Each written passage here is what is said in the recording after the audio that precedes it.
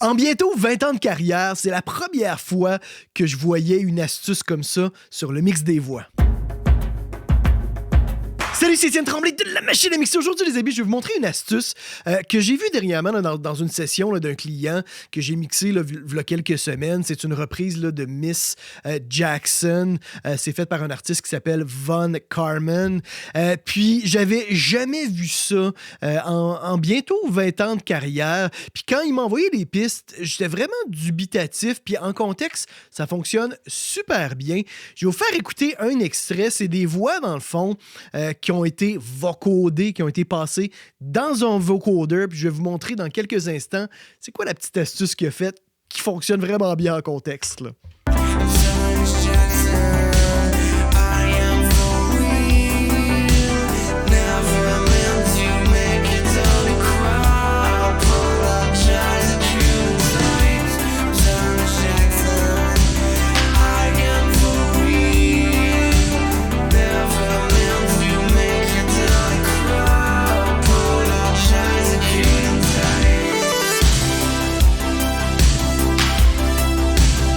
Alors, peut-être que vous avez vu pendant que ça jouait qu'en plus de la piste de voix, de vocoder, il y a une piste qui s'appelle respiration, puis il y a une piste qui s'appelle S.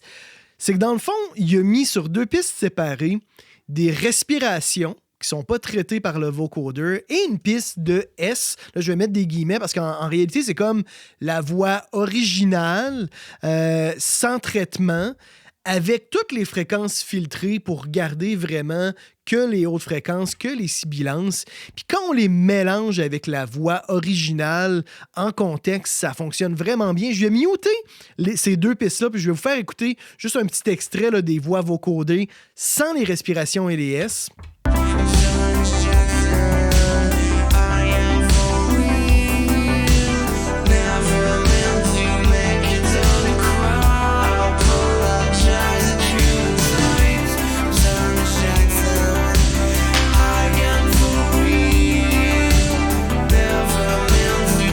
On va écouter en solo la piste de respiration. C'est vraiment juste des respirations.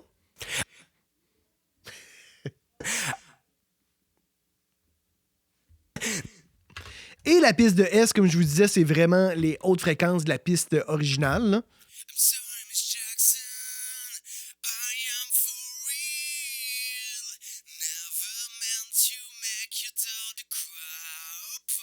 Puis quand on les combine avec la voix vocodée, que si on l'écoute en solo, I'm sorry, Miss Jackson, I am for real, never meant you. I'm sorry, Miss Jackson. Et on ajoute les S.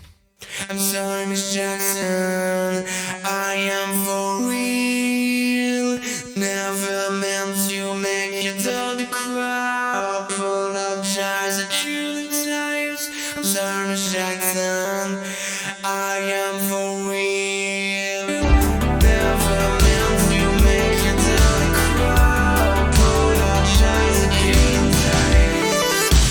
Fait que voilà, moi je trouve qu'en contexte, ça rend la voix vocoder plus naturelle parce que les respirations, le vocoder va pas nécessairement être trigué par les respirations, puis qu'à la limite, ça peut faire des affaires étranges. Puis c'est sûr que des fois, oui, on va perdre beaucoup de définitions parce que le vocoder va beaucoup dénaturer la voix. Fait que de garder comme ça juste les hautes fréquences, comme le top end de la voix, ramène un petit peu de naturel. Puis je trouve qu'en contexte, ça fait une voix justement qui est vocodée, mais qui est encore intelligible. On peut encore entendre ce qui se dit. T'sais, c'est pas uniquement une voix complètement dénaturée.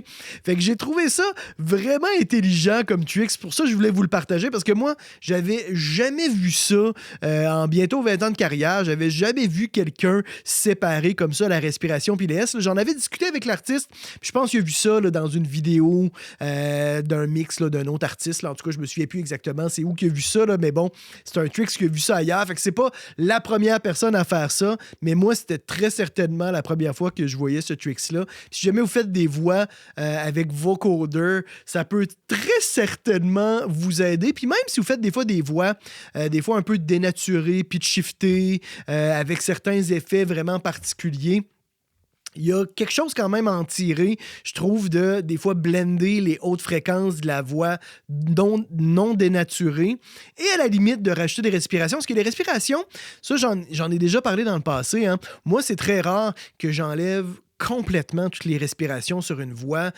quand je fais le mix. À la limite, je vais les descendre en volume si on les entend trop. Mais quand on enlève les respirations sur une voix dans un mix, ça enlève beaucoup de naturel. Moi, je trouve ça vraiment weird.